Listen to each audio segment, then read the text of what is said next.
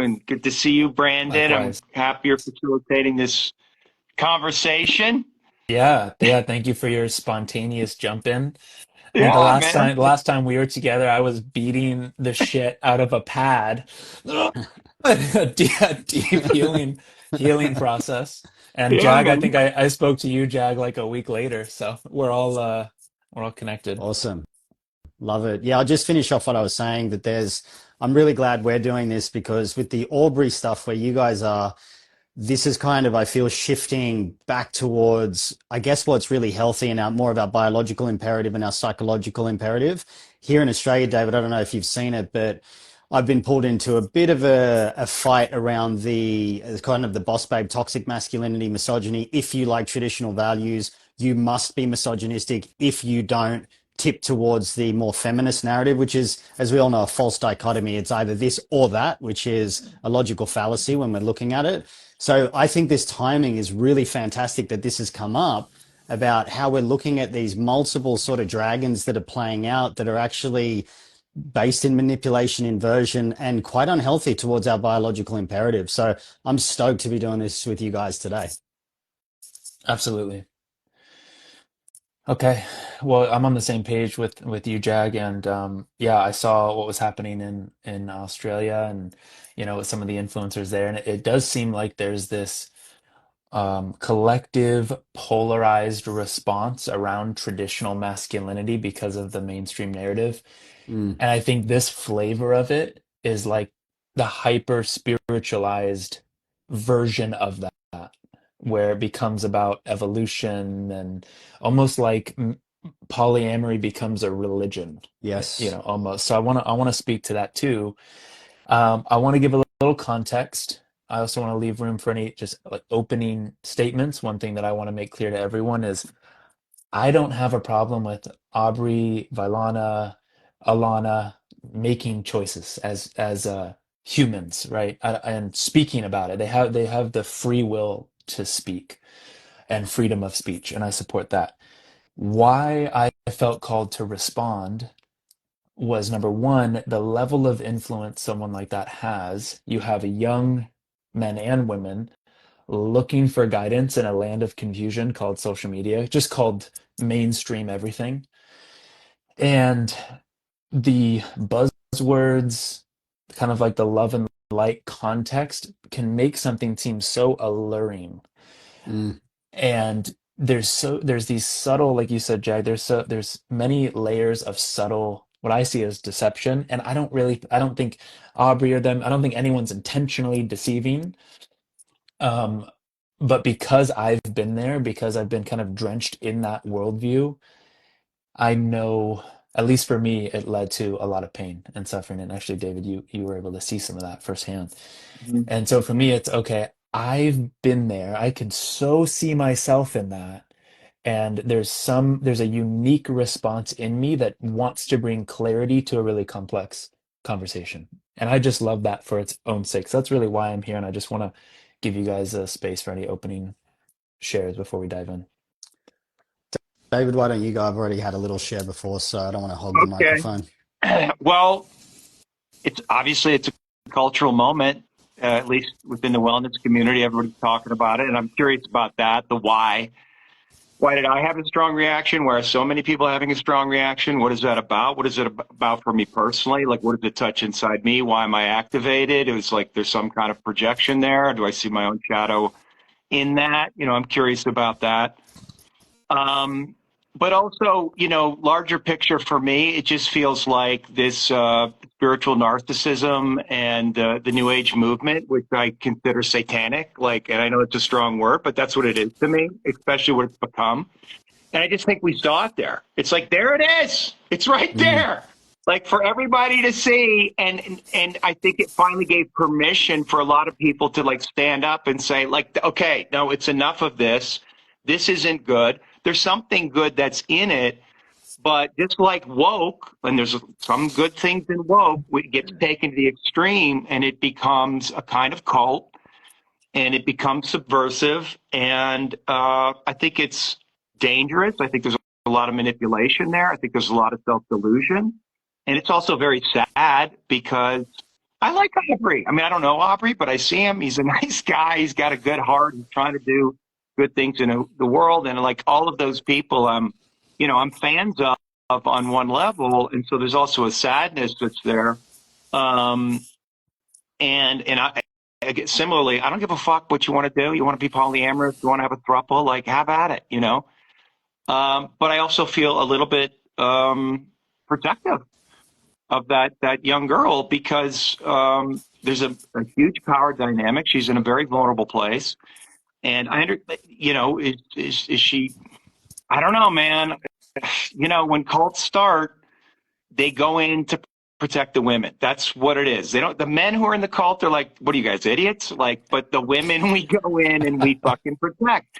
And you could make judgments about that, but it's a natural human instinct. And I just have this, like, I guess I'm in my paternal years where I just want to fucking sit him down and say, bro, what the fuck are you doing?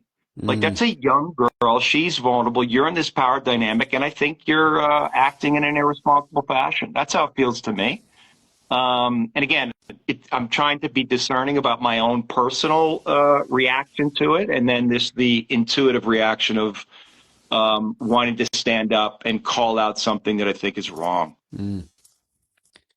Yeah, I think there's a really good point to be said there with cults. They have this kind of, and narcissism have this religious iconography that's associated with them of this grandiose supreme leader that comes with it. And one thing that I found really disturbing, and also to say here, I don't know Aubrey personally. I used to follow him a long time ago, and I think that he came in with really good intentions, but I think there's been this reckless abandon to the way that he presents information is like, hey guys, I'm not telling you to do this, but I'll keep promoting through repetition that this is the way that I live through power and influence. One thing that I found the most disturbing was where he said, I'm talking to spirit and I got a message from spirit. This is unable to be verified. It's Mm-hmm. completely myopic in his viewpoint and translatable in the way that he can just say, I can say whatever I want because spirit told me. I got a direct message. It's very false prophet kind of narcissistic, grandiose elements to this. But where I also found was this almost, he was coming in from this place where he goes, oh, Spirit just told me to jump on a celebrity dating app. And you know what? This is going to sound so woo woo. And this is crazy like this. And it's like, man, just fucking say that you're like, she's hot. She's a model. You want to sleep Or with you her? just had a thought. Yeah, You or had the you just had a thought. thought, but Yeah. like spirit coming down to send me a message, but then he sort of doubles down like I'm on your side, like this is woo. It's like, dude, you're a really, you would say, devout spiritual activist in a way almost. Like stand by your claim and go, look, I got a download. I believe this is legitimate. I'd like to understand and explore this further with you because I believe it's a message from spirit. Instead of doubling down, going, this is woo woo, man. I found that just that was really cringe to me the way he presented it as almost if he's too stupid to understand what he's doing. You know what I mean? And I thought that was my issue with it all. And this girl's young, she's 29, first time on a dating app. Aubrey's got status, he's got influence, he's got money, he's got power. He's in the position as if he's going to need to come from that angle when he's in that position, and that was my big issue with it. And also Mark Gaffney's pretty sure he's a convicted sex offender or he's had multiple things against him. And they're dressing up this language as though it's like they're creating a new language to fit their own delusion. Mm-hmm. And I just think it's rubbish, to be honest. Yeah. And there's a lot. For me, there's a lot more than that one scene that I have an issue with. I'm sure it is for you too, Jag. And we can go on and on. But I think one important part to me is the spiritualizing of the entire thing. So Mm, it's like without the hyper subjective language, I mean, it was literally called radical monogamy. mm, So instead of calling it polyamory, it's radical monogamy. So now we're redefining terms Yeah. to fit a narrative, right? And probably to not be as threatening, right? But the redefining of terms comes from a worldview where you're the arbiter of truth. Okay, mm, and you hear Mark Gaffney say this a lot. He actually said it in his interview with Dr. Phil. I'm just trying to tell you my truth. And there's this obsession with, okay, this is my truth.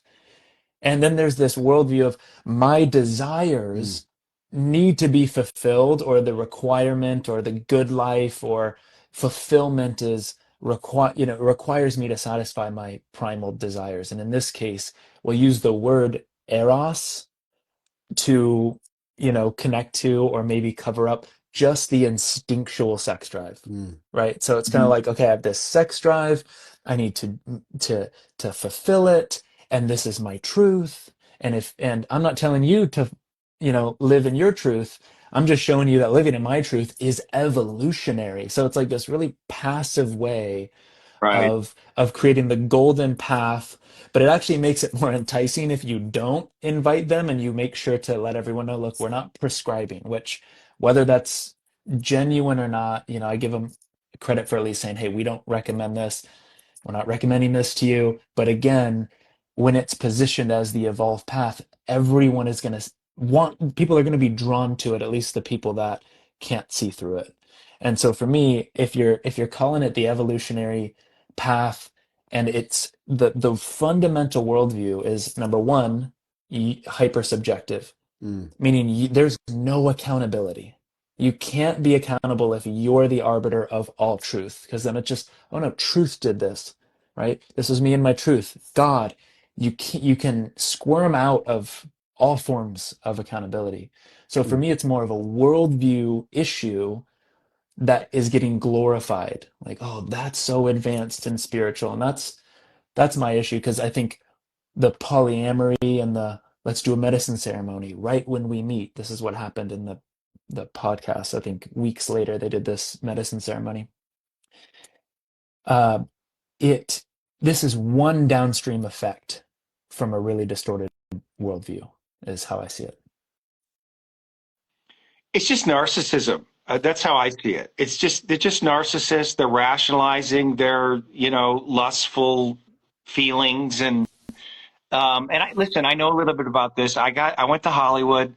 My first girlfriend was a former playmate. She took me up to the Playboy Mansion. We got involved in some, it was all relatively innocent, but there was some promiscuity. And I watched my mind in real time rationalize it, even though there was another part of me that knew that it was wrong. So I know what it is to try to like rationalize my own behavior. I'm above it. Now I'm in Hollywood. I'm on a TV show. The rules don't count for me. This is how we all live here. Playboy Mansion. There's this other world, not like the plebes, not like those people. I don't have to live in monogamy. I don't have to follow these rules. I did that. And fortunately, I didn't go that deep into it. I bottomed out pretty quickly, but it was scary to see how easily I could delude myself. And that's what I saw when I was watching that. And it's obviously in another context, another framework, but it's essentially the same thing. And I think that's probably one of the reasons that people are reacting, because we can all relate to that. We all delude ourselves. We all want things. We want to get rich. We want to be famous. We want to have sex with, lots of people. And so then we rationalize. And I mean, it's like every fucking story you've ever seen in the Bible, in Shakespeare, wherever. It's the same fucking thing every time. It's like that is, that hubris, which is what it is, will always lead to your downfall. So I think people are pointing to it. And, in some way, it's like, thank God, like maybe there are some, like that they're doing that, right? Like, because they are, uh, showing us something about like who they are, but also who we are culturally. And again, like when I think about the wellness community, particularly in Austin, and I love Austin, but there's a lot of fucking distortion there. And it's not just there. It's in Hollywood. It's all over the place. It's in the culture everywhere. So they're showing us something. And maybe there's like some deep unconscious higher self, the part of them that is like playing their role to reflect something back to us so that we can all see what we've been seeing, but it's hard to point out, particularly because he's such a powerful public figure and he is like a nice, likable guy. So you don't want to like attack, but this is kind of given permission for people to have these conversations that we need to have. We need to talk about this stuff because it's a false god. Agree. And I think what's important is we attack the claim, not the character. Right. We see this a lot in the social spheres, and your accountability there of saying, I bought into my own delusion. I did that as well. There's one time where I had multiple girlfriends where I could sleep with other women, but they weren't allowed to do the same. And I bought into being the quote unquote the man, and it was very easy to rationalize and convince myself of my own delusion. However, I think with this, what it's fired up with a lot of people is I think a lot of people intuitively are getting revealed to these dynamics that are inherently bound in deception, but are wrapped up in this mystical truth. Like Aubrey said, the storm of mystical intervention, or my eros is like a wild stallion. It's almost like a romance novel that he's appealing to through this kind of poetic cringe that he comes out with, which is, he seems like a likable and nice guy. And whether he has good or bad intentions, I don't really know. I can't claim to know him. But I think it's important to really break apart the claim that he's making as opposed to attacking his character, because that makes the argument much more grounded in these logical fallacies and these manipulations that he's actually partaking in, where we can say the level of linguistics that he's engaging in is something that appeals to the feminine, and prophesizing himself as like this white star came down and appeared in my third eye, and that was God placing an asterisk on my on my behavior. It's like, bro, I think you did a reel, David, where you said, bro, just fucking own it and say you want to fuck young, hot women. Dude, just own it, Who man. doesn't? Who doesn't? It's like, it's fine. We all have that intuition. It's like built in, Mm. but it's the rationalizations that are just, it's so hard to take. Yeah, it is. And one thing that I talk about, which is a real powerful tenet of masculinity, is containment. It's about being contained. And there's Yeah. no fucking containment with this guy. It's just spilling out in this high level of neurosis and neuroticism that's playing out with this inability to stay disciplined to contain his own lust and desire, and at the expense of these women. You could see the pain in Vailana when he got his obviously very real download from the goddess Isis herself while he was in a temple and said, I've got to impregnate both of you. Right? Like talk about false prophet, man, it's just, you see the pain that Vailana's in and this convincing nature that he presents that we've got to push on our edges. Your body's telling you one thing, your psychology's telling you another thing, and psychology and intellect is one thing, but your biology and your instinct is going to override that. But under this form of delusion that I feel that I don't know firsthand that Vailana's in, it's like more edges, more edges, more edges, more edges, more edges, more Yeah, edges. I'm not surprised she can't get pregnant. That amount of stress is absolutely. wild.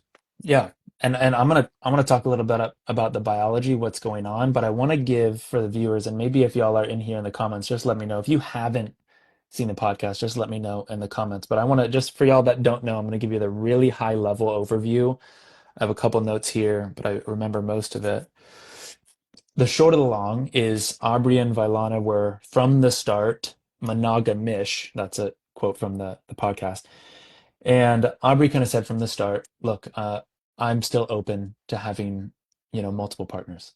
Now, I'll say this as a side note. So often when I ask people that have been in this constellation, these kind of relational dynamics, and I've had friends for two friends, we're not as close anymore, since, let's see, 2016 that are in these dynamics. And each of them have chronic health issues related to their reproductive organs. And I'm going to tell you why that's not a coincidence based on German new medicine. So I've kind of seen it firsthand. And when I ask, okay, why? Like, why do you want to do this? The answers I kind of get are, well, number one, it's fun. Am I back? There we go. Yep. Yeah. Um, so it's fun. It's fun. So we have fun being a really, really high value, right? Um, I'm just have so much sexual energy. So it's like I don't know what to do with my sexual energy. And it's like it's just what love or truth wants. It's not like I just want it. I've never heard someone go, I just want that. I just want to have sex with this person. It's like it's just how love is actually meant to. It turns into this whole narrative that is copy and pasted throughout this little niche community that's now getting a lot of attention that I've actually seen for many years. And Mm. that was tough to see too with Alana and Vailana too, is the language they're using. I can point to the books that Mark Gaffney wrote 5 years ago. Love, outrageously. And it's like they've, again, adopted this whole language to match the model. But the short of the long again is Aubrey and Vylana start a monogamish relationship. He ends up being open. She didn't want it in the beginning. She chose to overcome that like resistance, which again, in my view, that's a natural, primal, instinctual urge that is not to be transcended because there's nothing wrong with wanting to be with one man. Mm. But in her eyes, it was, okay, this is something to be transcended. And then Alana comes into the picture. They have a ceremony. They have this profound connection. Isis gives him the download. He needs to impregnate them both. And that's the short of the long, for those of you that haven't seen it. Sounds so ridiculous just It's listening so, back to this. it is so fucking ridiculous. I mean, come on, dude. God tells me to go on the dating app. This fucking Miami. I don't. I'm gonna, but I'm talking from the language of like the base. So it's like this hottie comes up. Hey, there she is, and then they go have lunch. And the second date, they're doing fucking 5 MAO. Are you Is fucking that what it was? Was it 5 MAO? the God The bomb? God Oh, bomb. Yeah, yeah, I mean, it's I got to looked be. it up, and it's like that's what it was. That's what they do. Mm. So, I mean, that's insane. I mean, that is Yeah. cult-like behavior. It's a drug. I mean, you could say what you want, and it's not God. That's not God, 5 MAO, by the way. So the whole thing is fucking twisted. When you just look at it from that perspective, when you step out of the spiritual language and you tell the story like that, it just seems like, no, that's fucking dark, bro. What the Absolutely. fuck are you doing? Absolutely. And it That's how I feel requires, about I feel the same way. And it Same. requires a repression of your instincts and a total abandoning of your nature to actually say yes to something like that. And that's where you get, I've had 1,000 deaths, an unspeakable amount of deaths in this relationship. And I'm not averse to, dying in relationship.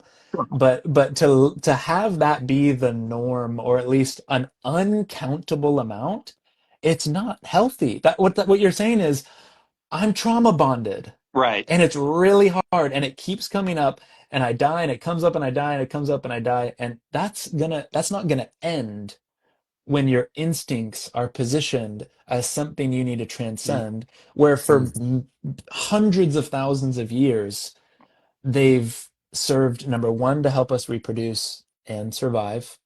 And we've had what, a couple hundred years of postmodern technology, and we think that, oh, now I'm not a human animal anymore. Mm.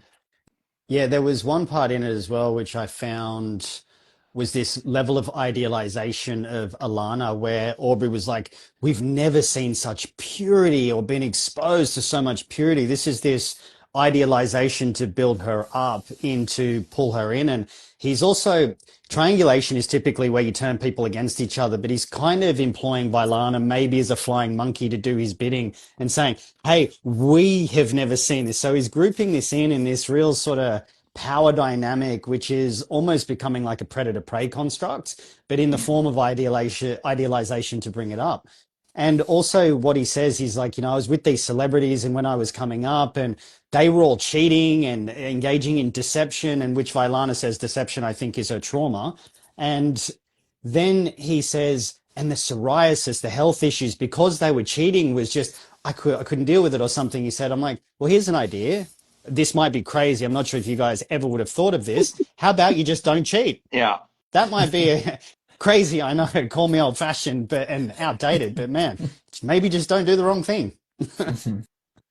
And this is where I think there's a major category error. It's like, here's my history of monogamy: Mm. deception, lies, cheating. Okay, that's the vehicle, that's the car I was driving. Now I'm driving the car of polyamory, but we're honest with each other. Mm. So polyamory, the new vehicle, is the answer. But It's a anyone being more technology, honest, Brendan. Come yeah, on, it's a right. technology. Get it right. Let's get it right. Anyone being more honest with each other is gonna have a better experience. Mm. So when it's like, oh, we're coming out of a deception, of course someone's going to feel more intimacy, more connection. But then it gets like transposed onto, okay, well, the only like the way that we're actually facilitating that is with us three in this dynamic. And that's when it turns into there's just power dynamics, and it turns into, something totally different than we've actually just been more honest with each other. But that has Mm, nothing to do with adding or removing people from a relationship. That's just a personal choice. mm, Yeah, I had a conversation with Mark Vicente recently, and I don't know if you know who he is, but he was in the Nexium cult with Keith Raniere, hmm and the whole documentary, which is excellent, The Vow, and he's kind of the main featured person in it, and he's now dedicated his life to kind of exposing cults and talking about cults, and so we talked a lot about this, and so I spent a lot of time. I rewatched The Vow with my wife and watched a lot of his commentary. And I just see the parallels. Like it's hard not to see it. And that moment you were talking about, Jag, like that was the love bomb. Like it was just you could see it. It's just like pure seduction. Like you are a light, your purity. Like it's all manipulation. It's all control. It's all seduction. It's just classic narcissism, classic, from my lens, psychopathy. mm, And it's very powerful, and but it's just manipulation, control, and I don't know what happened to him. Something with his mother Hmm. for sure, Hmm. because underneath it also there's a kind of cruelty mm. towards women, and that's what I'm responding to. And I can relate to that. I had a mother, and there was parts of me that wanted to punish women for the sins of my mother, and I went through that phase and recognized it, and tried to take ownership of my rage and the places that I got hurt, and try to transcend that. But that's also what I see. There's something in what he's doing that feels to me cruel, like that's disowned. And I saw a comment that he made in response to one of the comments, saying that he is plunged. There's no corner of the darkness of his soul that he hasn't looked at. And it's like, bro, bro. That's just hubris, man. Yeah. It's like Mm, we all have a shadow, and we don't get to the bottom of it. Like it's not a thing, right? Like it's mm. always there. It's always present. It's always, and you start to kind of learn to see it when it arises. But to say that your shadow perfectly, and so therefore I don't have a shadow in this situation, that's the tell. Yeah. That's the Yeah. tell right there. That's all I need to know, Yeah. that he's in a delusion.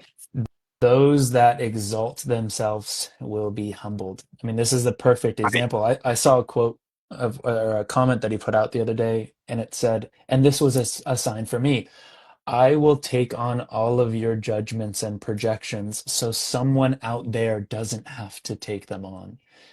And I look at that and I go, okay, either you're actually Gandhi, or there's this like facade of self-sacrificial maleness that is compensating for something much deeper. And so where I'm like inclined to initially respond and kind of validate that, oh, he is a seems like a nice person, I don't think he is. Mm. I think he's incredibly deceptive and charismatic, and it's being used to uh, just convert people's perception that can't see through it. And I think the truth always comes to the surface, just like Mark Gaffney's past. Now, according to the polygraph, he didn't do, some inappropriate things. There was some things that he did, some things that he didn't. I don't know the full story, but also look at the mentor who's unmarried, 3 divorces, and then one of the mentors to Alana, not partnered, but teaches about union. It's just this weird blind leading the blind thing.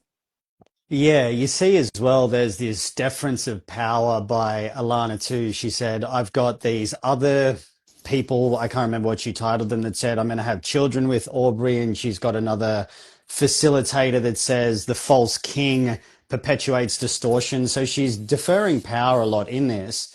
And you can see with the power play going on while he raises up and love bombs, as David said, and idealizes Alana, at the same time, he devalues Vailana by not saying she's pure, or that, she's not able to hold the transmission or whatever in a way, and she was going to throw her ring in the Nile, and he almost threw himself in the Nile. I mean, this is childlike psychology.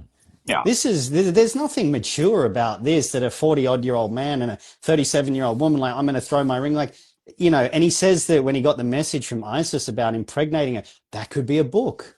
That could be a tarot deck. Like, you're comparing bringing a child into this world as it could be a tarot deck and metaphorical.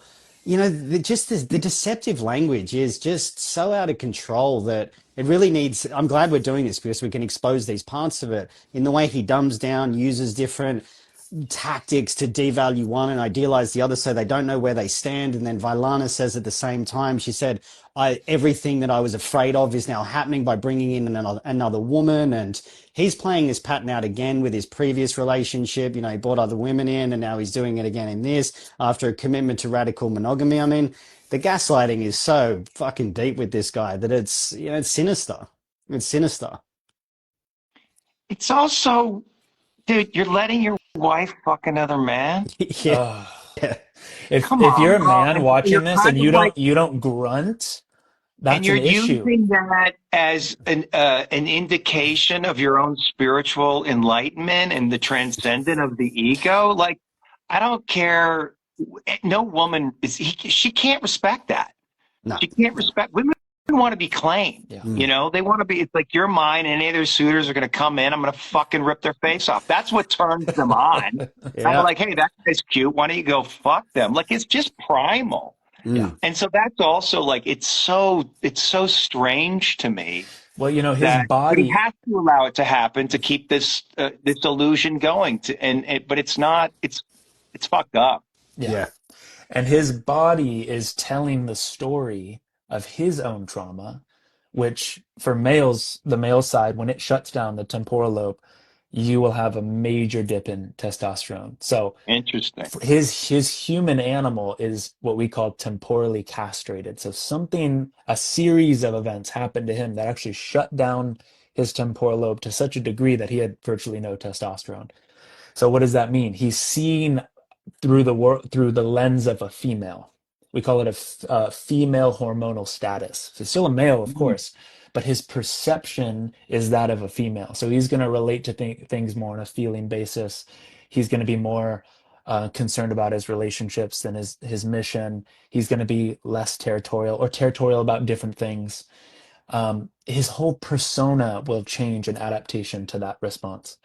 So, and then when you take, the testosterone, you kind of emulate, you get some of your maleness back perceptually, but all the conflicts remain. And so this is a case of someone who's had several highly acute, shocking moments that shut down his maleness that then, and you said it before, Jag, through the language of like the poetic, the like romanticizing. It's like, this is very Mm, feminine. It's very feminine to not be Yeah. territorial over your woman, to mm, go, oh, be free, do what you want. It's like a woman. It's not a fun place for a woman to be totally alone and free in the world. I can go anywhere, but I don't belong to anyone. I'm not claimed by anyone. If I'm really vulnerable and pregnant, no one's going to risk their life for me if something goes wrong. That's actually a really scary place for a woman, or at least it will require them to be very masculine to cope with that. So what I always say is men are territorial over things they love and that they consider theirs. So it's like my car. I'm driving, Natalie's like messing with buttons. Every man doesn't like, no man likes that. It's like, oh, it's my territory, my settings are just right, right? Or it's like your man cave. mm, They come in unexpected. Hey, da da da da da. Every man first just kind of goes, um, I'm in my work, right? Because our work is our territory as well. Yeah. So we have a very different relationship to territory than women. Their territory are their sexual organs, their children, and the interior of the home, where a male's is more the exterior, like the fence, the security cameras, the make sure the roof is good, right? So him his inability to be territorial in a rightful way, which I think they're misinterpreting as jealousy. mm. There's such a thing, of Mhm. course, we can have real jealousy. Mhm. But to have a territorial urge of, no, you're mine, I don't want that. And to call that jealousy is to continue to castrate your maleness. Natalie loves when I'm territorial over her. I remember a time she posted something I thought was there's a little too much skin, and I had this thought, you might be sending the wrong message. I don't want that in our relationship. And she goes, oh my God, I didn't even know. Thank you. I feel Mm-hmm. so cared for. And then guess what happened? Some man sent her a message.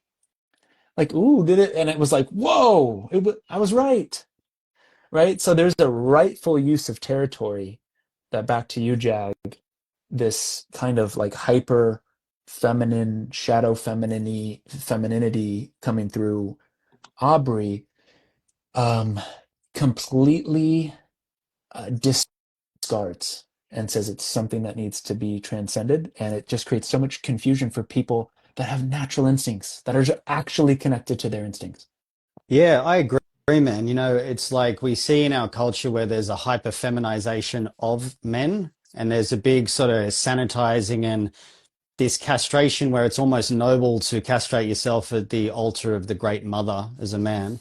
And it's got narcissistic, devouring mother religious iconography associated with it, that somehow you can only be healthy masculine now if you're stereotypically traditionally feminine. And this is sort of my cause and my part that I'm going on. But this is the result of that. These men that are inherently manipulative and dangerous, that will take advantage, they exploit under the guise of spiritual philosophy or radical monogamy and this advanced technology that we're creating, that God has imbued within us, to then impart to our women as the divine prophet that's been chosen, that then manipulates them and go, because every woman wants to, you know, as we know biologically, they're hypergamous, they date across and up. So now I've got this divine prophet that is developing this new technology and this grandiosity, that he's the one that can do it, which divorces us of our biological imperative, which is to protect and provide. And provision isn't just financial, it's emotional safety, it's psychological safety, it's the allowance for the woman to be able to come in with her full expression, and we're just solid and steady in that emotional availability. Not always, in my opinion, to be overly expressively emotional and radically vulnerable all the time, to borrow that word from the fallacy of radical monogamy, but to be spilling out all the time in this unstable, unsteady, pleasure-driven, desire-driven, feeling-based aspect, which is the opposing force to what we're supposed to be in our traditional masculine, biologically, imperatively, God-given, designed template.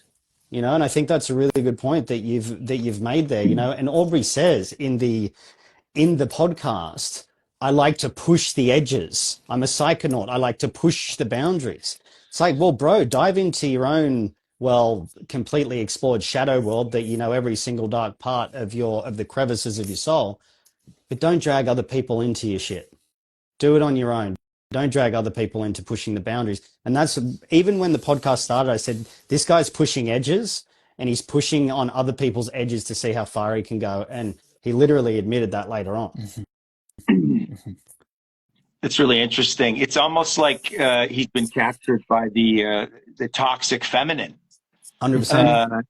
Manipulation and control are they're feminine attributes. I mean, if you're a woman, like, you're not physically strong, so you're going to use manipulation and control to keep yourself safe. So when you see a man doing that, that's his feminine. And you're right, we see it everywhere. And I agree with everything you're saying, Jag, about the culture.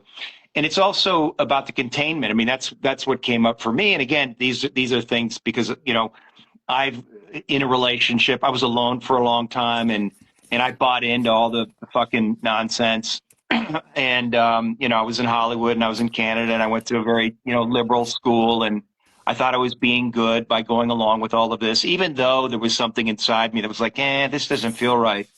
And then, once I got married, I just, told my wife, like, I don't want you working. I mean, she wasn't happy with her work. She was done with the company or with the business that she had run. And so we've evolved into this very traditional masculine feminine relationship. And I'm finding out a lot about myself, and like a whole new part of myself is coming online, and it feels really good. And I can feel all of a sudden these places where I was really in my feminine, like really interested in relationships and talking about shit all the time. I'm like, I don't have any patience for it. I'm like, I got shit to do, and it's a bit of an adjustment, but it actually feels really good. And it's also, when I'm aware of myself again, I'm, as I'm thinking about him, and I'm aware of my own projections as I'm saying them, but it doesn't necessarily mean the projections aren't accurate. So I want to, be mindful. But yeah, like the words that came out of me were like, contain yourself, bro. Like contain, which is classically masculine. It's like, it's your job to be the container. And then, I was like, be a fucking man, which is not something that I say. I'm not telling people to man up. That's not a thing that I do. But for some reason, in that moment, I was just like, no, you're not a fucking man. This is not masculine. Like, even if your woman comes to you and says, hey, let's open it up, let's have a threesome, I'd be into it. I'd be getting turned on by you with another woman. The response is like, no. That's the container. No. And by the way, that's a test. That's a fucking test. And when you pass that test, she's going to be even more turned on, more dedicated to you. And I think that's where we've got to go with this. Men have to be really firm with themselves and with their women. And it's not controlling, right? It's directional. And it's our responsibility to do it. And I guess also that's what's being activated in me. It's just like, you're not taking on your responsibility here of what it means to be a man in the world. And we right now, we need more than ever for men to stand up and be self-responsible and hold the line and hold the container, ultimately in service of the feminine. I mean, that's why we're fucking here.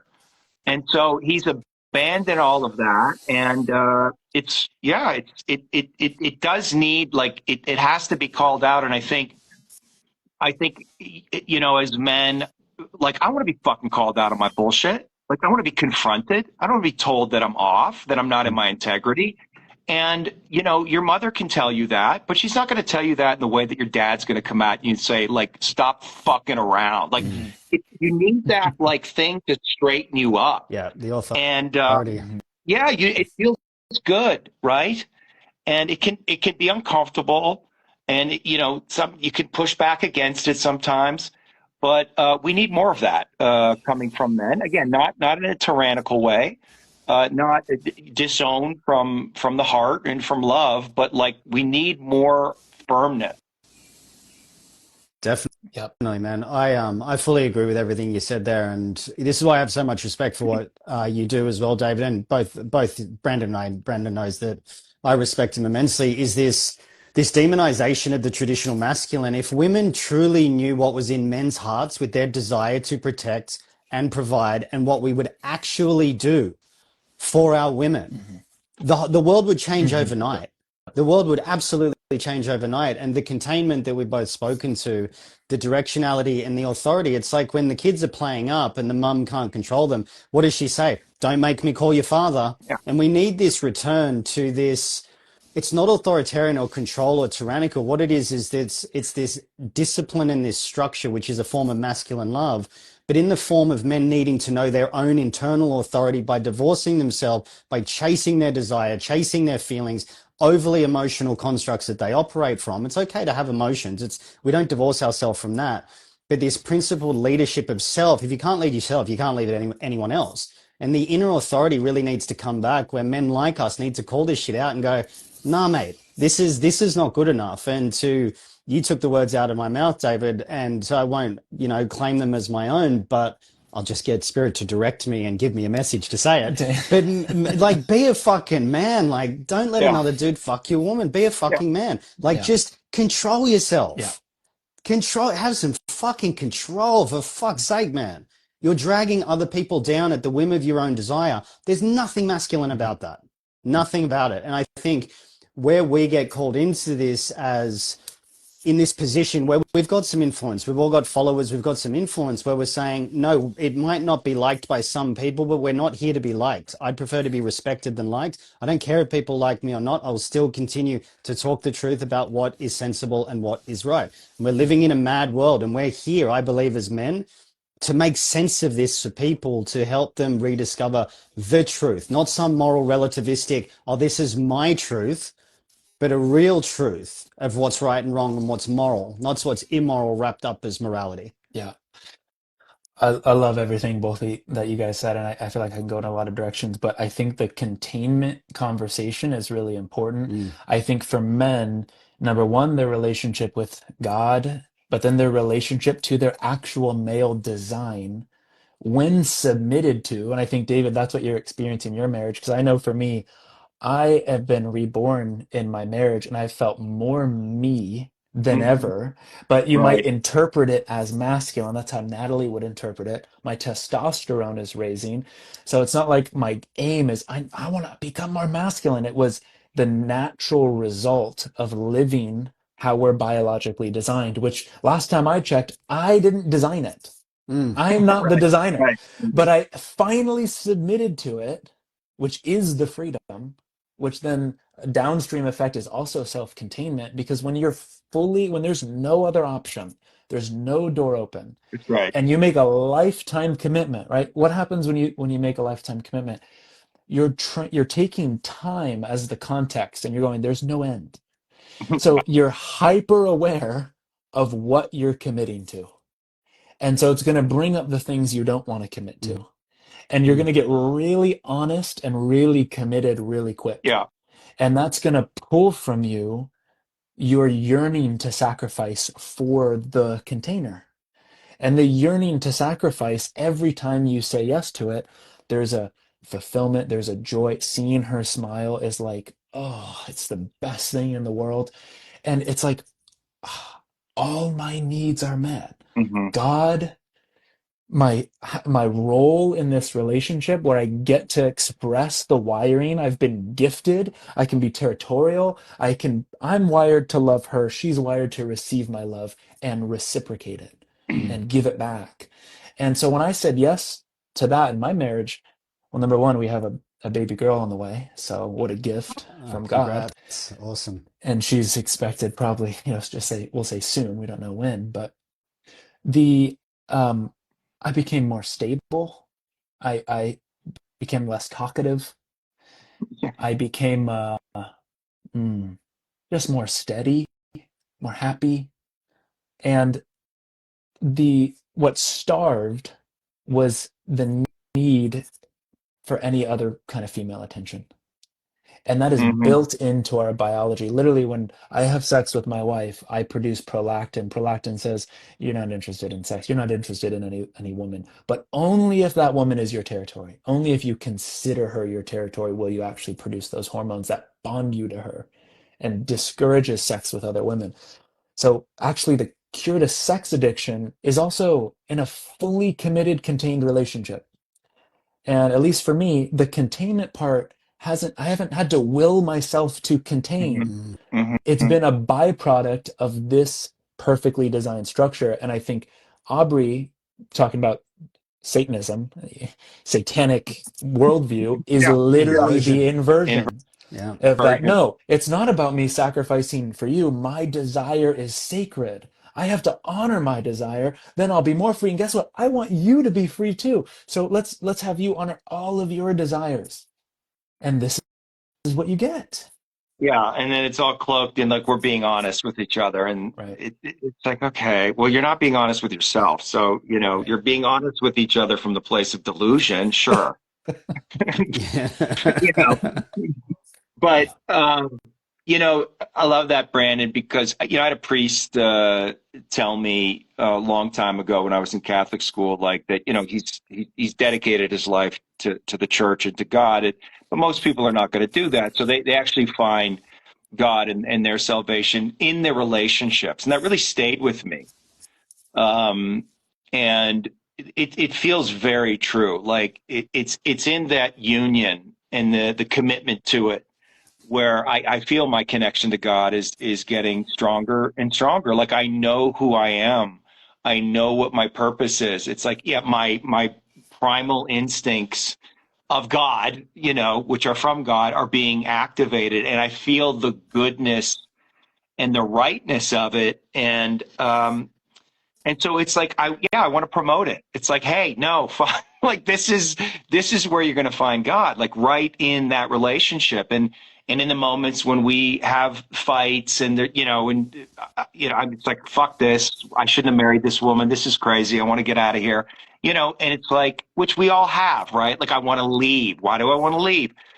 In the moment, because there's something here that I don't want to feel. There's something here that I don't want to face. And so my relationship is the ultimate test. It's the ultimate ceremony. And if I stay, it's never about her. It's always about my own shit. It's always about something inside me that's painful that I have to face, my own distortions. And there's no ayahuasca ceremony. There's no 5-MAO. There's no Vision Quest that can duplicate that. I remember the second time I was going out to do my second ayahuasca ceremony out in Joshua Tree, and I had my motorcycle. And I was going to drive out there, and I was with my buddy in Venice, and he was seeing me off. And he was just looking at me. He's like, "You're going to go out into the desert with a bunch of people you don't know and like drink this psychedelic?" He's like, "Man, you're fucking brave." I'm like, "Bro, you're married with 2 kids. What I'm doing is nothing, you know." And it kind of reframed it for him. But that's how I felt. Like you're in an ayahuasca ceremony every goddamn day. And so I think it's important to realize and to champion that for most of us, I mean, there's a lot of ways to God, but for most of us, it's going to be through our relationships, and that's where the work is, and it's worth it. Absolutely.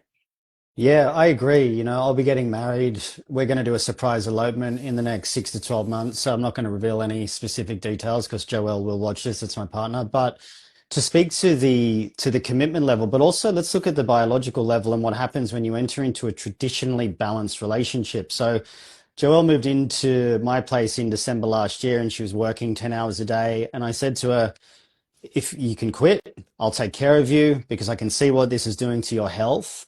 And at this point, she was having 75-day cycles. Within the first month of her quitting her job, me taking care of her, supplementing her income, she doesn't have to pay for anything. It went down to 45. Then it went to 40 days. Now it's at 35 within 6 months. So she's in a healthy balance. She came home yesterday and she said, "I've never felt so happy, so peaceful. I've never felt so relaxed." Before she moved in, she was in a 16-hour sleep debt. She was struggling. She was pushing. So this is again with this part of the boss babe culture, which pushes women into this protector and provider role, which women like that usually demonize in some on some level.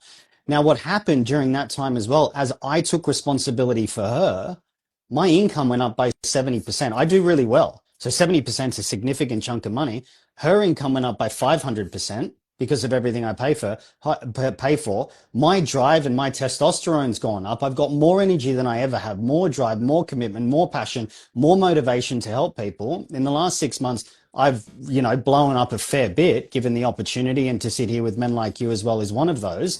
Her biology's softened, her body's changing, she's sleeping better, she's just happier, she's just beautifully radiant. I take on all the responsibility and then I get to see her in her feminine radiance. We're driving down. She's like, the wattles are out. She loves flowers. She brings flowers into the home. She's like, the wattles are out. She can tend to the garden. These are so beautiful that these are her biggest concerns. She's like, oh, spring, like the flowers are coming out, the butterflies in the garden. And I'm like, this is what I get to allow her to have because I take on all the protection and the provision, which fires up my biology. It puts me into my biological imperative. So her radiance can come through in this beautiful feminine nature. And even in this is what I love so much about her. She sits me down and she goes, "Hey, I forgot to tell you, guess what I applied for?" And she can do anything. We've got money, we're cool. She doesn't want to go out to partying with her girlfriends or to lunches or to day spas. She goes, "I'm volunteering for the Girl Guides and volunteered at a homeless shelter to help women that have been through what I've been through." Like, talk about beautiful generosity from the feminine perspective when they're beautifully taken care of. Man, like, I've got goosebumps thinking about it because I wish every man, and I want to be a proponent for traditional relationships and traditional masculinity, because this is what it does. And you men would know this as well. It's like, how amazing is it when you get to do this for a woman? There's nothing better. Mm-hmm. And you're right, David. It's like, this is like an ayahuasca journey every single day. There's nothing better, Yeah. man. There's nothing better. And what you're describing, Jag, this is the objective way of tracking the nature of a relationship. What's happening to your maleness? What's happening to her femaleness? Natalie resolved 3 chronic conditions in our first year, and I resolved 3 to 4. And this is trackable, traceable stuff. So you're either creating more chronic conditions, which is happening typically from these biological conflict shocks, right? The root cause, it's trauma for majority of conditions. So either you're getting in more of a chronic state, or you're resolving. There's no in between. You're healing or you're reinforcing it. Same thing with Natalie. My income, I might have 10x, close to 10x. I mean, it's been mind blowing. My health, my testosterone. Yeah, she's pregnant. She's doing her earth ceremonies in the backyard with the the fae. That it, like, she is so in her element, and she loves that, and she gets to do just what she's passionate about. And our it requires more of a demand on me, but I think when a man says yes to that demand and follows through in a kind of voluntary self-sacrificial way, they mature. Mm. And a woman sacrifices her body through birth. So they're initiated through their body. We're initiated through the actual process of protecting, providing, giving, action, and suffering, our challenges, our trials. And I don't think there's any trial greater than a lifetime committed monogamous relationship. So the potential for men to become more male, because most of us, we at some point we lost our maleness in this society growing up. Mhm. That's what we need. We don't need more spiritual, strung out psychonauts, Mm. which is just another word for addiction. Yeah. It's like, I'm Yeah. addicted. I just keep. We don't need that. We need men in their maleness, because this is what it provides. It's built in. It's perfect, and it's a win-win. Yeah, I'm glad we're talking about this because of the inversion and what we've been living through for the last, I don't know, 20, 30 years, what's being promoted, this kind of idea of equality, we'll define equality. Um, there's a lot of shame. I mean, when Mm. I remember talking to one of my teachers and about relationships, and it took him a while to coax me into saying what I really wanted, which was I wanted a traditional relationship, but I felt that that was wrong. Like I was bad for wanting that. I felt shame, and he gave me permission. He's like, no, it's fine. If that's what you want, that's what you should have. And similarly, I've had so many female clients or couples that I've worked with where I can see that there's an issue going on, and I'll ask the questions like, do you want to be provided for by a man? And very often there's like hesitancy. It's like they pull back. Well, no, I mean, no, I'm like, well, no, would you just want that? And eventually, when given permission, they're like, well, yeah, I guess I'd want that. But there's some belief that it's not okay and it's shameful. It's like, I think also us having this conversation, I hope that we're giving other people permission to overcome whatever shame that they're carrying because of this inversion, and step into more of what you actually want. Like let yourself have it, because it's more than just the man paying and the woman staying home. It's not, Yeah. it's a whole other spiritual like space opens up that you can't even describe. You can't know until you're in it. And the beauty and perfection of it is just, it's so like that. Yes, as I said earlier, that thing feels like, oh, that's where God is, like Mhm. in this divine union of the masculine and feminine, and without shame, without any agenda coming in, without any politics, without any ideology attached to it. Like there's a purity that exists in that. That's what I'm trying to find in my relationship, and so yeah, I'm promoting it. We're all promoting it, and it's out there. Like I'm happy to see that more and more people are talking about this, and because I think a lot of people either overtly or secretly, this is what they desire. I think Vailana and Alana, I can't speak for them personally, but I think if they tried, well, first healed and reconciled the aspects of their past that keep them from being open to something Mm. like this, where the Mm. associations of trauma and fear and control and dependency are all things that are to be shied away from. So obviously for most of us, it takes some work just to say yes to something so natural, but rather through starving or transcending that impulse, actually all of them being fully met. Be fully territorial, be fully Yes. in your feminine, be fully all of it, and then see if these desires remain. And I would say 100% of the time they don't, because nature says, man, stay with, if you're having sex with a woman, she could get pregnant. And that child, and if it's about, biology, all it cares about is survival and reproduction. So it says, I have to stick around until this child can take care of itself. That's a long time. Yeah. That's not, in the poly community, they say it's a year or two. It's not true. If that was the case, we'd all be dead. We'd have a bunch of men leaving 2-year-olds and the species would never get off the ground. So Yeah. we are wired to bond oxytocin, prolactin, all these hormones for a long time with a woman. Now that we're in a postmodern society, we don't have to then go plant our seeds elsewhere for the survival of the species. So we get to experience the harmony, the expansion for an entire lifetime without the effort maybe that our ancestors had to do. So we have a, Yeah, we I have think a great world right now for men to thrive and have their own kind of temple where they get to experience themselves. Because what it does actually emulate is the alpha male. It's an emulation. Every home he gets to experience that. That's going to bring the best out of him. And I would assert that males created this world because that was their deepest desire. They want to be that for a woman and give the world to them, and they did. yeah, and I think I just want to go back to what David said before. When you remove the political agenda or the politics, I'm paraphrasing here, not verbatim, so apologies if I get it wrong, David. But he said it's not political. Like these relationships are not political, they're biological and they're psychological, not political. And one thing that I found that has been a very powerful weapon that the enemy against this has used is the term misogyny and toxic masculine, in order that if you want to protect and provide, you're automatically lumped in through misogyny or toxic masculine. I saw someone here in Australia, I'm not going to mention her name because I don't want to give her the clout and the attention, but she said, I'm researching misogyny in traditional relationships, so let me know the accounts. This is a conflation fallacy where she tries to bring 2 points in together to say they're, directly related when they're absolutely not.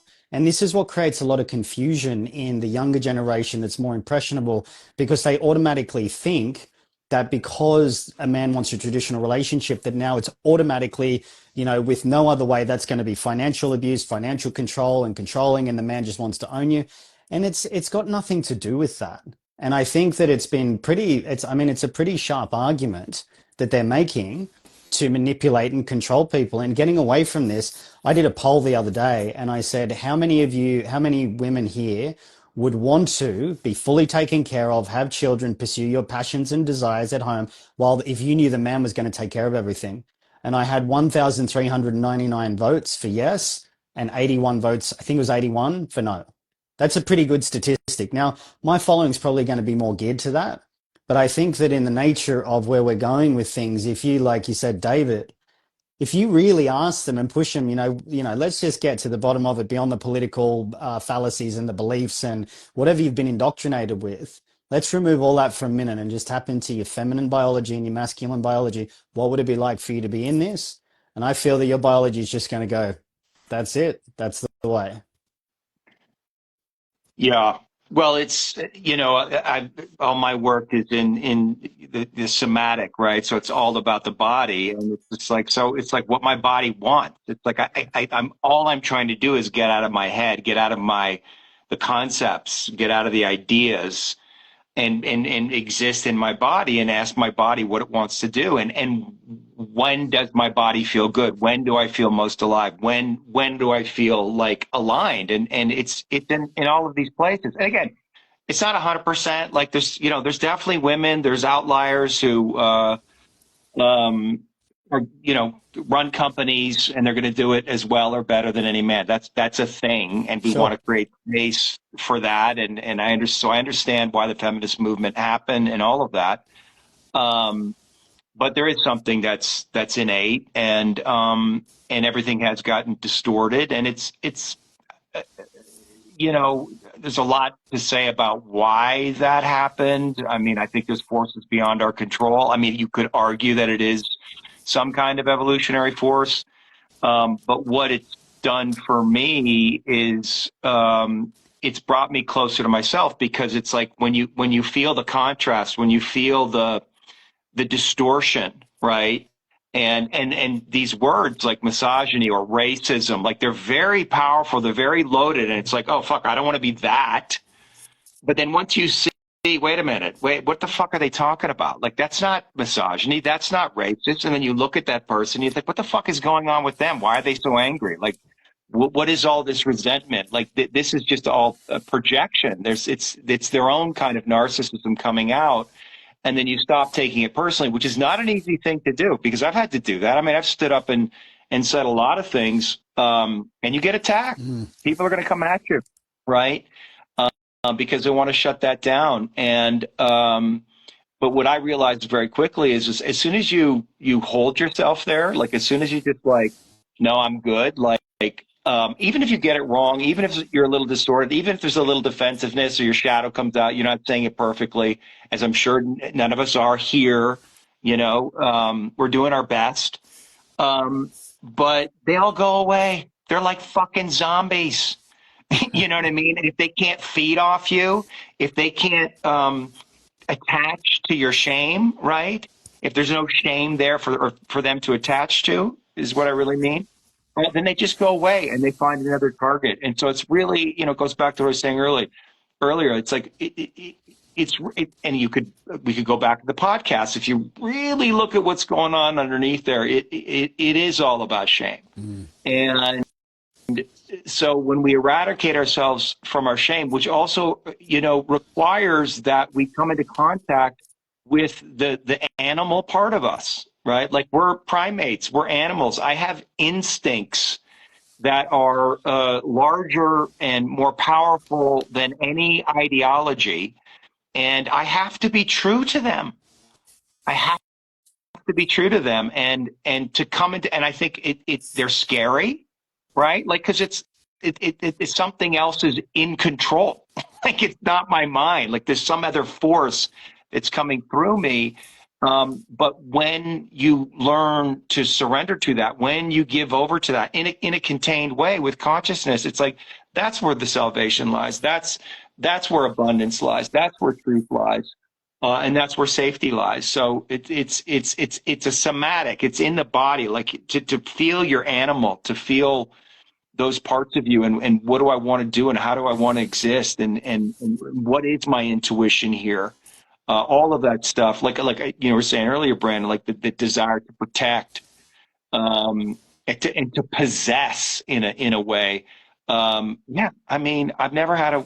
I mean, I'm not a particularly jealous guy, but I always used to like act out jealousy as kind of foreplay. It's like, who the fuck is that guy? It was just like a little show, but they'd be like, oh, what the heck, But it was all like foreplay, because I knew it turned them on, because I knew they liked the idea of feeling possessed and taken care of and protected, Mm-hmm. Mm-hmm. Yeah. This is really good. Yeah, the territorialness is really such a powerful force. A woman to be claimed by a man, and that territorial nature. You cannot, if you want to try to, I think, turn and dictate to nature. So, as an example, our masculinity is now outdated since 2019, since whatever political movement came in. So, you're outdating the very thing that created you. You're outdating nature. Well, if you want to erase nature, nature will just erase you. It's pretty simple. And I think the shame aspect that you spoke to, David, is a really good point. And even the term open source relationship technology, like if I read that, I'm like, is this an AI program or something like that? It's like this false mimicry, Yeah. of something coming in, which is madness. But every woman that I speak to, behind, whether it's DMs that are too afraid to admit it, men are too afraid to admit it as well. I get more message from men saying, thank you for being a stand for us and saying what other men won't, because I'm scared to say it. They're literally scared of women at the moment. And Yeah. I agree, women should be able to do whatever they want. If they want to boss babe and go feminist and career woman, I'm all for that. Like, I breathe life into it. If that's your choice, go for it. It's not my path. It's not my choice. It's not my woman's choice. But if you want to do that, I'm not going to say don't do that.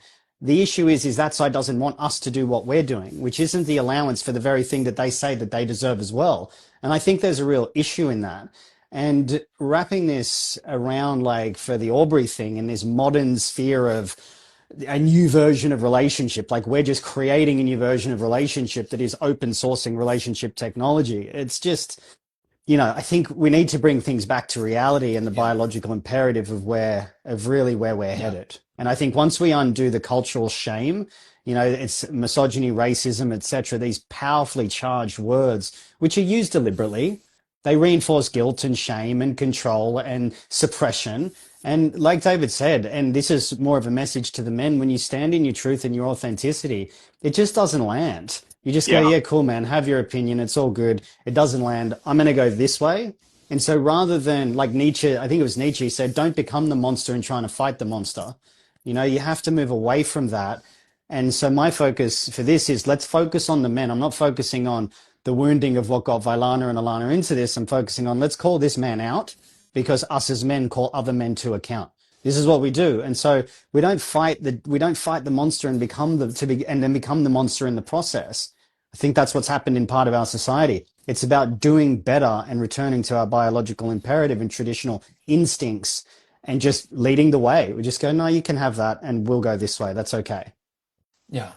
And what I'll just say too, just to emphasize what I think is at the core, the foundation of the deception, or what makes it seem so alluring, is you have a fight against your own instinct that gets glorified and becomes the spiritual ideal, right? So it's like, if I believe in this hard enough, if I believe this is advanced and we're creating a new relationship and this is the technology, I can override instinct. And we've had good reasons historically to try to repress our instincts. Right. Wars, rape, all, the whole thousands of years of letting the human animal run the show. But this swing to the other side actually exacerbates the human animal. Actually, you'll have more lust, you'll be more out of control when you fight against it. And so there's this lack of submission to, on a phone call, to truth of our biology in the name of spirituality. And this is what I see at the core of the New Age. And, you could say like cults that come up from that worldview is, instead of discovering the design, the book of life, biology Hmm. is a great place to start, your human animal. You step into the position of God because you've already divorced any kind of God. It usually ends up just being like, well, the universe at least has got me, but it's still material, right? It's like, it's something out there, or something happened with your relationship to God that then you stepped in and said, okay, well, I didn't create my biology. I don't really like how this feels. I don't like wanting to be territorial, or this anger, or whatever it might be. So I'll create the ideal. And then you get all this dissonance. And it comes out as fallacies, it comes out as manipulation, Mhm. comes out as a presentation of, I Hmm. want to, here's the ideal, false humility. And that's a kind of person that's never going to be held accountable themselves. They're not going to hold themselves accountable. They can't. It's circular. Mm. If they're the creator of what's good, they're going to keep holding themselves to their same standard, and they're never going to change. So I do think it's really important that they are held accountable and called out. Yeah. Oh.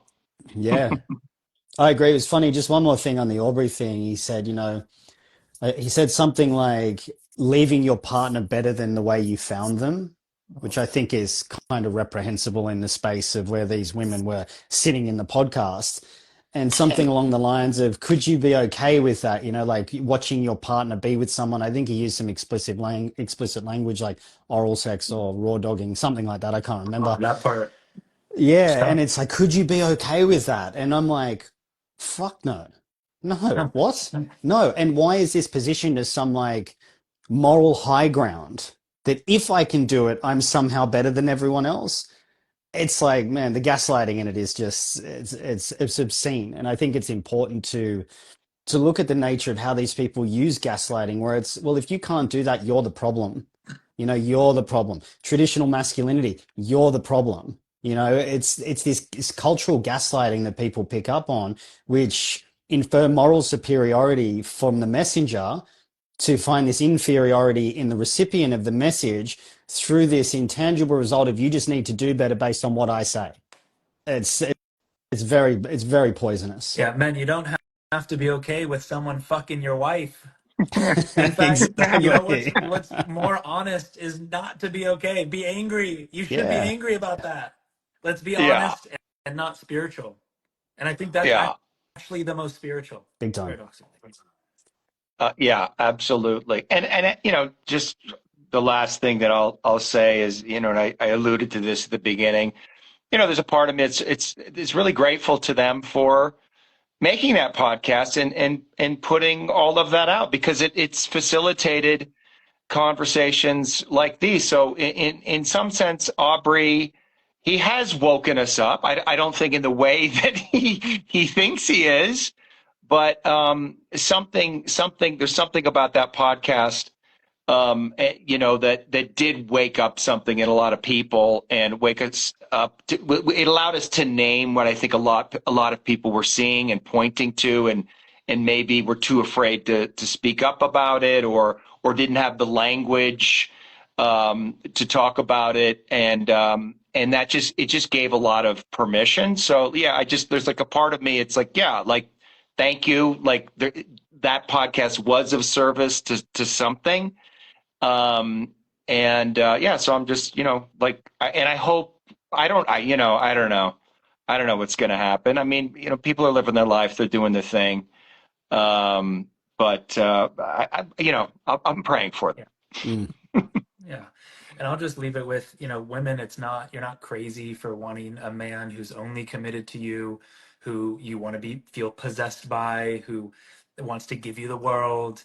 It's not wrong or bad to want that in mm, a natural way. It's natural for you to be wired to receive his love, and he loves giving it. And for men, it's not spiritual for you to be in a monogamous relationship.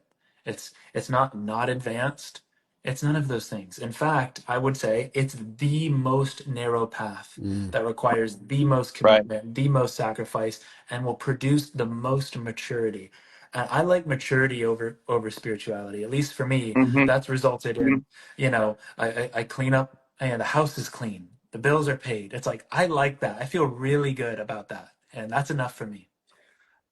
Yeah, and I think on my final note with this is that there's always a gift in something, as David said. There's always a gift if you can see it once you transcend the difficulty of it. So I actually want to extend my thanks to Aubrey as well, because he's given us a catalyst for reflection and into some deeper revelation of what's good, what works by allowing this. And he's kind of being sacrificial in a way, maybe not intentionally, but by putting himself out there. So I actually kind of want to give him some thanks for that, because it brought us together to have this chat around it. And the other thing, what I want to leave on is, please, this is for the ladies. Please, please, please understand what is in a man's heart when he wants to protect and provide for you. Hmm. Because that man, that when he chooses you and he wants to do that, that man will die for you. Mhm. That man will die for you. And please, there's enough men killing themselves. This is really big for me. So I get quite passionate, and, I feel for the men that are so confused and lost at the moment. And traditional relationship protection and provision, in my opinion, is the way forward for our biological imperative. But we can only really master that and honor that when we've got a woman to take care of. So please, for the ladies, like, honor what's in your man's heart. It's fuel for us to go out and do more. Like, my woman leaves me beautiful little notes saying how amazing what I do for her, how amazing I am. And this little post-it note, she keeps them in little places and I find them. That is worth more to me than anything else. So acknowledgement and respect for what your man does, even if he's not winning at the highest level, but he's trying. You will get the best out of a man by doing that. I promise you that. And that's what I'll leave that at. Beautiful. Thank you, gentlemen. Awesome. I really appreciate the opportunity, and it's good to talk to you and hear your frame, and both you guys have a lot of wisdom, and I learned a lot. I learned a lot today. Yeah. No, same. David, it's always a pleasure hearing you speak. I think you're one of the most gifted communicators that I've ever met. And same with you, Jack. Your mind is so incredibly quick and sharp. And man, just the excuse to get on with you two is so worth it. Honestly, it's like this is just so much fun. Like we're this is a win. So Yeah, I want to thank both of you guys as well, Brandon. We've spoken at length and you've helped me immensely, and I'm always inspired by what you do. You know, the new forefront that you're bringing by merging G&M and traditional masculinity and biology. You know, I really look up to you as an inspiration. And David, you too. You know, it's been so good just to connect with you here. I'm a huge fan of your work. I got so much respect for you, man. I kind of see you as this patriarchal moving into this eldership, which is so important in our time. And I really want to honor that. You know, I have so much respect for you guys and really honor the work that you do. And I feel I sometimes look at the way that I grew up, how I could be in such esteemed company. And I pinch myself sometimes. I'm like, wow, like how the fuck did I end up here? But, you know, I just really want to thank you guys and honor you for the contribution here today. It's an important conversation. And I'm honored to stand side by side. One of my brothers said to me, he goes, with men, never above, never below, always beside. And I'll Mm-hmm. always be beside you guys. So thank you. amen. Amen. All right, y'all. Thank you guys for tuning in. And I'm going to throw this up on YouTube as well. So send it out. And I'll see you guys on the gram. Big love, brothers. All right. Talk See to you ya. soon.